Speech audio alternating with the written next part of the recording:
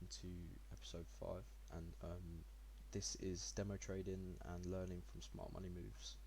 And I'll be going through risk management and how I'd go about, if I had to restart my journey, how I'd go about that, and what I'd do to practice becoming a profitable day trader. So, first of all, we've spoken about TradingView, told you that's where our analysis takes place.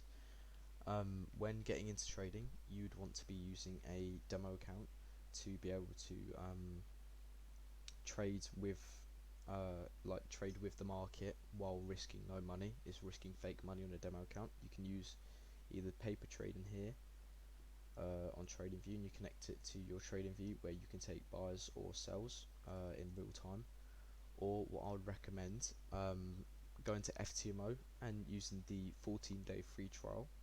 It's a 2-week period where you get to go against, like, you have proper statistics and analysis from FTMO on your account and trades, and you get given rules very similar to all funded challenges, but obviously it caters for the 14-day version instead of the monthly version or no time limit ones, as they've now changed to.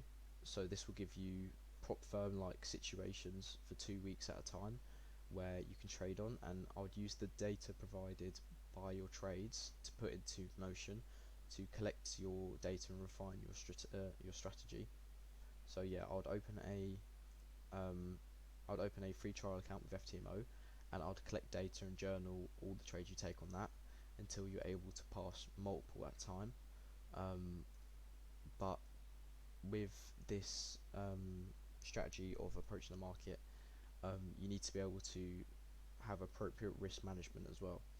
And using the trade example from today, I'm not going to get directly into this. I'm not going to show how to get exactly my entry because that's for the students, but quite simply, what percentage you'd risk each time. So say for this long position, obviously the space between your entry here and your stop loss is how many pips you are risking. And by using the GBP, well, for this trade particularly, by using the position size calculator, GBP USD, you could say, knowing you want to enter on this 5-minute order block, if you're setting a limit order, stick your entry at the top, stop loss at the bottom. It's your choice if you want to leave room, which I'll leave a little bit if you're using limit orders and stuff like that. So say it's 8.5 pips to your stop loss, and you're targeting, we'll just say there for now. If you're targeting there, 8.5 pip stop loss, you'd want to enter your account size, however much you want to risk. For me, on funded accounts, I'd risk 0.5%, but on a personal account, I'm risking 1. So you type in the amount of pips that you've have for your stop loss, and that enters that outputs your lot size, and then your lot size you'd want to input into MetaTrader 5 or MetaTrader 4, and when you set your stop loss here, you'd be automatically risking 1% because you calculated the lot size. The same way if you wanted to risk 0.5% instead of 1%, it would quite literally just half the lot size, and then you'd enter that into TradingView or MetaTrader once again on your demo account, and you'd be able to take this very easily. So with risk management, you'd want to be risking 1% or less. Any more, and I would consider risky. Like, there's times where I don't even want to risk 0.5% myself. You need to be able to risk the money that you're prepared to lose, because say my actual trade from today, I risked 0.5% up. Let's say I risked 1% and I was risking 1% per trade. 7.43. That means I gained 7 point. Like, the risk reward is in, I'm risking 1% for every 7.43. That's how much I gained from this trade. I was risking 0.5%, so obviously I didn't get 7.43. But like I said, you need to risk what you're ready to lose. And yeah, so your trading plan should be accounting for risk, and say you're on a funded account. The usual funded account drawdown, overall drawdown, is 12%. So that means you have 12 trades to be able to, you have 12 trades that you could lose before you lose the account completely. But if you risk 0.5% instead of 1%, you then have 24 trades you can lose before you lose the account. And I don't know about you, but I like these odds myself. And my trading plan itself includes risking 0.5%. This is on funded challenges and funded accounts itself, because obviously on the personal account you don't really have like a drawdown or anything like that. I risk 0.5%, which means I have 24 trades that I can lose before I lose the account, or 23 trades that I can lose before I have to win the last trade. But with my risk to reward, say for example this trade today 7.43, if we're risking 0.5%, that's well, I'll round up. I'll tell you what I made today. I made 3.3% today. So say I made 3.3% today. That means that I have not just one 0.5 trade available to lose. That means I now have a buffer of almost 6.5%. Well, just under 6.5%. That means with that 6.5, sorry, not percent, I've 6.5, 6.5 trades until I'm back to zero.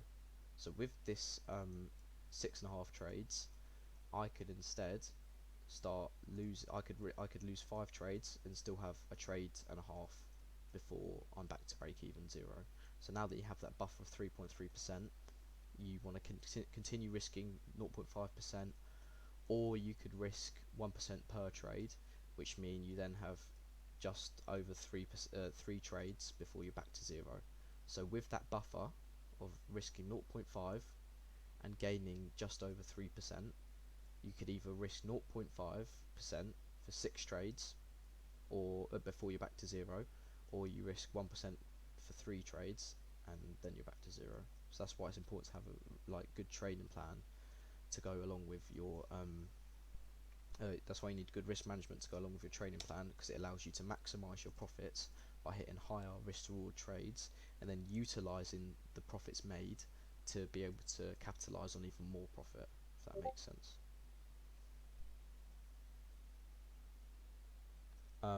If you're demo trading and starting off, you want to be able to find the best trading session for you. Obviously, if you're American, that's going to be most likely New York session. If you're from London or Europe, it's most likely just going to be London session. For me, obviously, it's London session, but kill zones are very important as well. Kill zones for me are from 8 a.m. or, well, I take trades anywhere between 7 a.m. and 11 a.m. But ICT kill zones from 8 a.m. till 11 a.m. and that's where all the highest probability trades are taking place, between these two times here. And between these times, it's very key that you try and stick to between these. But obviously, just before, as in Frankfurt session, like my trade today was at just before 8, which is still good timing because it's around London Open. But these timings are very key because this is when the Fed wire, which make all the payments to the Federal Reserve, this is where they make the payments within this time zone. So that is why you'll see higher volume moves. Obviously, it's December, it's going to be slow, but this is when you'll see these moves happen. These like higher volume moves is between these times, because that payment is happening and it's injecting money into the market at the same time. So yeah, that's why kill zones are very important. You can search up New York kill zones. I'm fairly certain. I think it's like 12:30 to 3 or something like that. But I know it's definitely like, I'd be trading New York from 12:30 to about 3. But obviously I'll stick to London session. But yeah, stick to your kill zones. Don't risk more than 1%. If you lose a trade, I recommend de-risking for the next trade, or setting yourself a daily loss limit. For example, for me on my personal and on, well, any account for me, I have a daily loss limit of 1%.